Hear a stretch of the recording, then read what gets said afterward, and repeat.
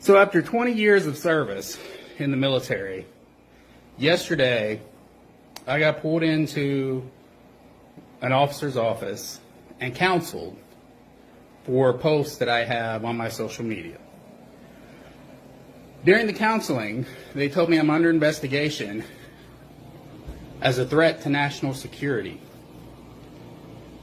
When I asked for proof, like what the posts were yesterday, they refused to give it to me. They made me come back today to further go over stuff. They gave me the proof, and the proof they gave me are anti-Israel posts. Now, when I joined the military, I took an allegiance to support the United States of America. I did not ever take an allegiance to support Israel. But yet, I am deemed a threat to national security because I do not support Israel and their genocide against the Palestinian people.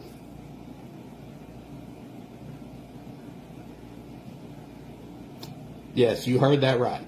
I am deemed a threat to national security because I don't support Israel's genocide against the Palestinian people.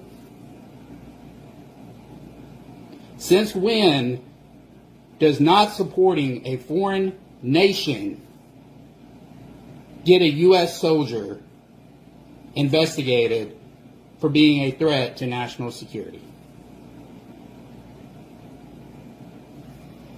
No offense, but you are the tool. You are their tool. They don't like their tools talking. They just want their tools to work. They don't want you speaking up against genocide because they like genocide and want to do genocide, and that's their bread and butter. It's what helps them wake up in the morning. That's their cup of coffee. But don't worry, one day you will no longer be a tool to them. One day they'll replace your job with robots, just like how they're replacing the middle class with AI. You do remember those robots that were offing themselves in Amazon warehouses, right? Now they're singing and dancing all over my timeline. Children going over to inspect them.